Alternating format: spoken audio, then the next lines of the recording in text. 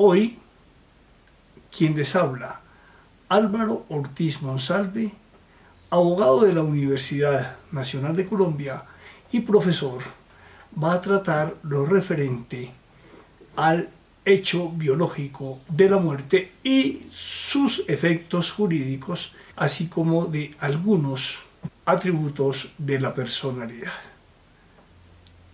Recordemos que si se trata de hechos físicos, el legislador no puede establecer normas de conducta, sino simplemente regular sus efectos. Así como para el hecho de la vida el legislador regula unos efectos, con la muerte sucede lo mismo. Y va a establecer efectos para ese hecho biológico y además una presunción necesaria para proteger relaciones familiares y relaciones patrimoniales, una presunción de muerte. Sobre la muerte, históricamente se ha hablado de la muerte civil y de la muerte real. La muerte civil se utilizó en épocas pasadas para excluir de la vida real a ciertos ciudadanos por razones religiosas o por delitos que se habían cometido. El Código Civil colombiano nunca ha regulado ni ha señalado efectos para la muerte civil, aun cuando en algunos artículos se hace mención a la misma. En estos casos, simplemente debemos entender que esa norma no está escrita. Sobre la muerte real, el legislador colombiano ha dicho que es la cesación de funciones del tallo encefálico establecida clínicamente. Y ha señalado como su efecto la extinción de la personalidad jurídica, lo cual apareja o trae como consecuencia la extinción de algunas relaciones familiares y de otras de contenido patrimonial. Al lado de la muerte real, el legislador colombiano ha establecido una presunción legal de muerte, en virtud de la cual se da por fallecida a una persona si transcurridos como mínimo 2 años se desconoce si esa persona está viva o está muerta. Para estos efectos existe el proceso de declaración de muerte presunta. El legislador colombiano ha diferenciado entre la ausencia y la muerte presunta. La ausencia es el simple desconocimiento del lugar donde una persona se encuentra. Ausencia que puede ser voluntaria o ausencia que puede ser involuntaria. Y entre las voluntarias, la ley 1306 de 2009 ha establecido la de la persona que se oculta. En realidad, se protege a los acreedores cuando ese deudor busca, para evitar el cumplimiento de sus obligaciones, ocultarse. Sobre la ausencia no voluntaria, es decir, la involuntaria, el legislador ha establecido 2 regulaciones. 1. Para las personas víctimas del secuestro, se expidió la Ley 282 de 1996 en su artículo 23, modificada por la Ley 986 de 2005. Posteriormente, una más general, la Ley 1531 de 2012, cuando se trate de desapariciones forzadas o involuntarias, que buscan conservar la personalidad jurídica, y cuando se busca conservar su personalidad jurídica, se entiende en sus aspectos familiares, en sus aspectos patrimoniales. Esa ley también para la ausencia voluntaria o por ocultamiento o por desaparición forzada, el legislador ha establecido unos procedimientos. va a ser judicial regulado por el Código General del Proceso y otro que se trata de una actuación notarial regulado por el decreto 1664 de 2015. En ambos casos, para el ausente se le nombra un administrador de bienes. Sobre el proceso judicial de declaración de muerte presunta, debemos señalar que culmina con una sentencia, que deben hacerse las anotaciones pertinentes en el registro civil y que esta sentencia también debe ser publicada. Acontecido lo anterior, produce esa sentencia los efectos de la muerte real. En consecuencia, si estaba casado, el matrimonio se extingue y además se va a poder iniciar el proceso sucesoral. Como se trata de una muerte presunta, puede acontecer que el desaparecido posteriormente aparezca. O puede suceder también que se logre determinar la fecha exacta de la muerte que no coincide con la señalada por el juez. ¿Y qué acontece si el desaparecido aparece? Que si se inició un proceso de sucesión, se puede pedir la rescisión de la misma. Desde luego hay un término de prescripción de 10 años. Respecto del matrimonio y las disoluciones y liquidaciones de las sociedades de gananciales o de la sociedad patrimonial de bienes tratándose de compañeros permanentes, son inatacables y quedan en esa condición. Ahora, si aparecen hijos concebidos durante la ausencia, también estos van a tener derecho a que se pida la rescisión de la sentencia de partición para que se le hagan los ajustes patrimoniales correspondientes. Finalizamos así esta parte referida a los hechos biológicos y en el día de hoy al de la muerte, para entrar a considerar ahora los atributos de la personalidad jurídica. Hemos señalado que la personalidad jurídica es en esencia la naturaleza jurídica que el derecho le da al ser humano y a otras organizaciones, y que sobre la misma van a existir regulaciones de carácter normativo. Lo primero que debemos tener en cuenta es que esa personalidad es un derecho fundamental del ser humano y por eso no es el Estado el que la otorga, no es el derecho el que la concede, simplemente existe y el derecho y nuestra Constitución la reconocen de manera específica.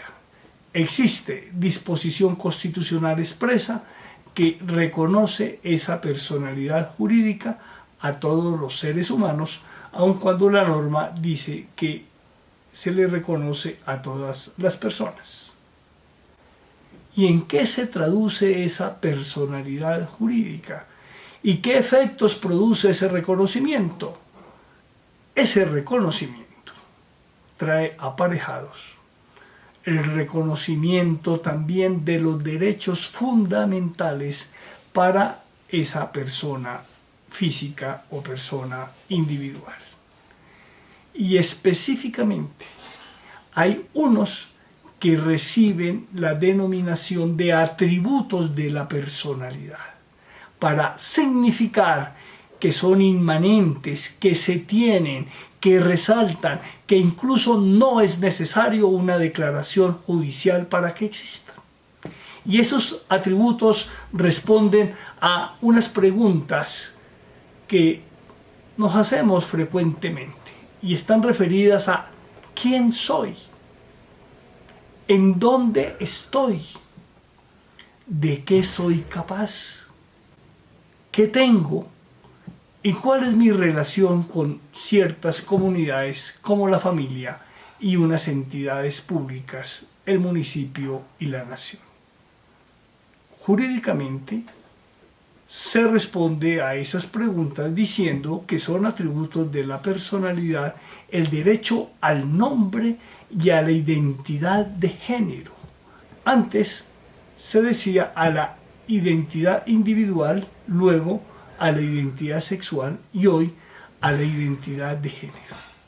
Otro atributo está referido al estado civil, que es la situación de una persona física en una comunidad determinada, su familia inicialmente, y por eso se habla de la condición de hijo matrimonial, hijo extramatrimonial, de si la persona es soltera, de si es casada o si se encuentra en situación de unión marital, que es un estado civil, aun cuando inicialmente nuestros jueces no lo habían considerado así.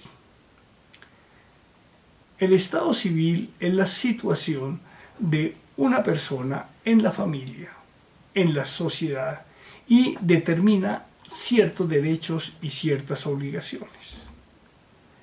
La Corte Constitucional ha señalado que la filiación también es consecuencia del estado civil porque ésta se relaciona con vínculos paternales y maternales y dan lugar al parentesco.